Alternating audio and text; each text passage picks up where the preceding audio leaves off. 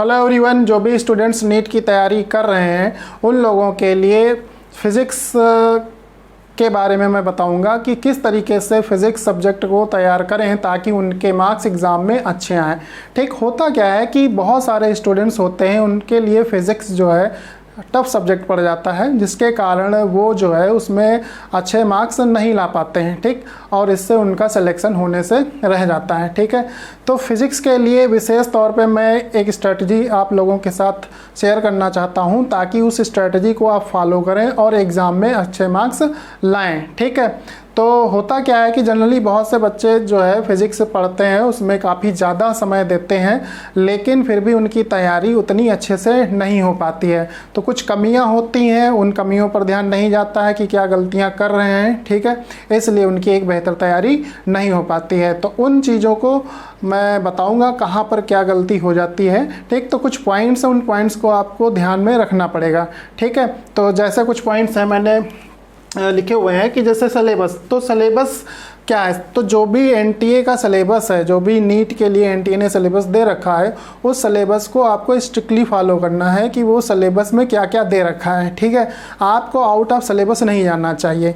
ठीक, जो भी सिलेबस में दे रखा है उस चीज़ को अच्छे से ध्यान देना चाहिए कि ये जो सिलेबस है इसी के हिसाब से आपको तैयारी रखनी है। ठीक है, तो सिलेबस देख लेना है सबसे पहले कि सिलेबस क्या है। ठीक, फिर जो भी चैप्टर आप पढ़ते हैं, ठीक, तो उसके कॉन्सेप्ट पर विशेष ध्यान देना पड़ता है कि बेसिक अंडरस्टैंडिंग जो कॉन्सेप्ट की है उस पर ध्यान दीजिए। उसमें जो है आप अपना कुछ समय दीजिए ताकि आपको कॉन्सेप्ट अच्छे से समझ में आए।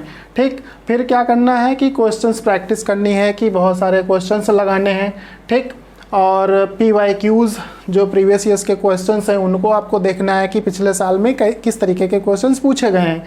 ठीक, और वैरायटी ऑफ क्वेश्चंस, तो वैरायटी ऑफ क्वेश्चंस मतलब ये है कि आपको डिफरेंट टाइप के क्वेश्चंस लगाने चाहिए। एकदम सिमिलर टाइप के क्वेश्चंस ज़्यादा लगाने की कोशिश नहीं करनी चाहिए। ठीक है, तो अगर आप एक दो क्वेश्चंस लगा लेते हैं तो उससे मिलते जुलते जो क्वेश्चंस होंगे वो तो हो ही जाएंगे। ठीक, आपको वैरायटी ऑफ क्वेश्चंस पर ध्यान देना चाहिए कि मतलब अगर आप डिफरेंट टाइप के क्वेश्चंस लगाते हैं तभी आपके कॉन्सेप्ट जो है वो मजबूत होते हैं। ठीक, तो एक जैसे क्वेश्चंस लगाने से बचिए। ठीक, वैरायटी ऑफ क्वेश्चंस पर ध्यान दीजिए और ज़्यादा से ज़्यादा क्वेश्चन जो है वो चैप्टर कोई भी पढ़े उस पर ज़्यादा से ज़्यादा क्वेश्चंस लगाएं ताकि उस चैप्टर का जो भी पूरा कंटेंट है वो अच्छे से आपकी पकड़ में आए। ठीक, फिर फार्मूले जो भी हैं वो आपको अच्छे से याद रखने चाहिए। ठीक, और उसमें जो भी सिंबल्स यूज़ हुए हैं उनका क्या मतलब है वो आपको पता होना चाहिए। ठीक है, तो फार्मूले को आपको याद रखना पड़ेगा।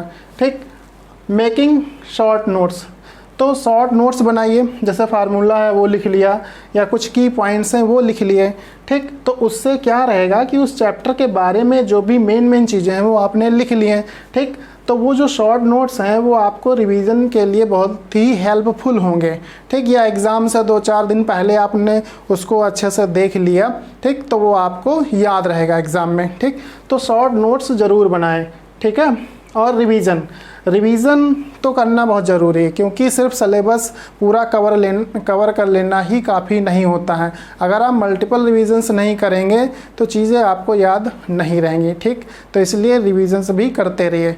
तो आप अपनी तैयारी अगर इस तरीके से करते हैं तो निसंदेह बहुत ही आपको अच्छे मार्क्स एग्ज़ाम में मिल सकते हैं। तो आप बेहतर स्ट्रेटजी को फॉलो करिए। ठीक, एक स्मार्ट स्ट्रेटजी को फॉलो करिए ताकि आपको एग्ज़ाम में अच्छे मार्क्स मिलें। ठीक है, तो आप अपनी तैयारी को जारी रखिए।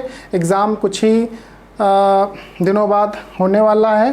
ठीक, तो बेहतर तैयारी रखिए ताकि आपका सिलेक्शन हो जाए। ठीक है, तो मेरी तरफ से बेस्ट विशेस।